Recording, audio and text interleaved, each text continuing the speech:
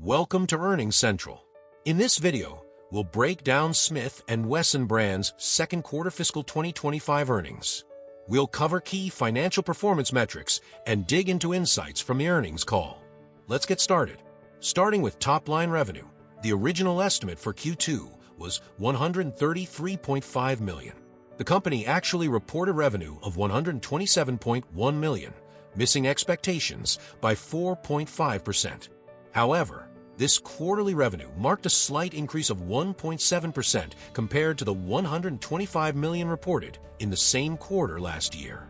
Moving to adjusted earnings per share, the original estimate for Q2 was 17 cents. The company actually reported an EPS of 11 cents, falling short of expectations by 35.3%. This result also reflects a 21.4% decrease compared to the 14-cent EPS reported in the same quarter last year. Now, let's dive into some additional performance metrics highlighted during the earnings call. First up, gross margin. The company reported a gross margin of 26.6%, which is slightly up from the previous year. This might seem small, but in a competitive market, maintaining margin is crucial. However, it's worth noting that this includes a one-time adjustment from the previous year's legal settlement. Next, let's talk about average selling prices, or ASPs. In the handgun segment, ASPs declined by 11%. This drop is primarily attributed to the success of their new Bodyguard 2.0, a more affordable entry-level pistol priced around $400. On the flip side, long gun ASPs actually increased by 11%, driven by the popularity of their new lever-action rifles. Unit shipments tell an interesting story. Smith & Wesson saw an 8.7% increase in units shipped into the channel.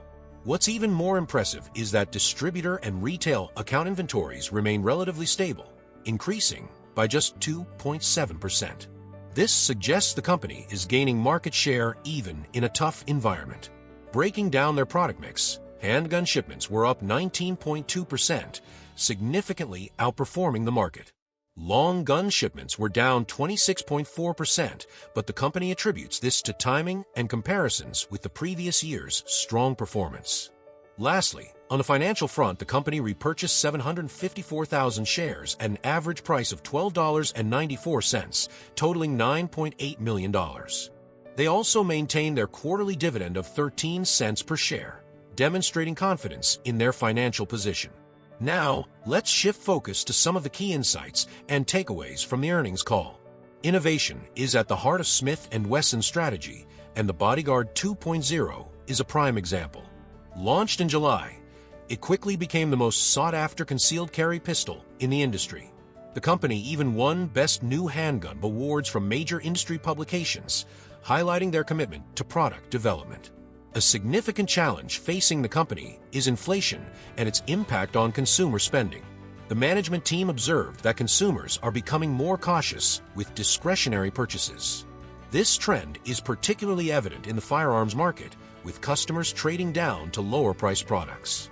The competitive landscape is heating up with increased promotional activity across the industry. Smith & Wesson is taking a measured approach, carefully evaluating promotions to ensure they provide a good return on investment. They're not feeling pressured to match every competitor's offer, thanks to their strong balance sheet. New product development remains a core focus. Beyond the Bodyguard 2.0, their 1854 lever-action rifle is performing well, and they plan to expand this product line throughout the second half of the fiscal year. The company believes that in a challenging market, innovation is the key to winning market share. Leveraging their strong balance sheet, Smith & Wesson is maintaining financial flexibility.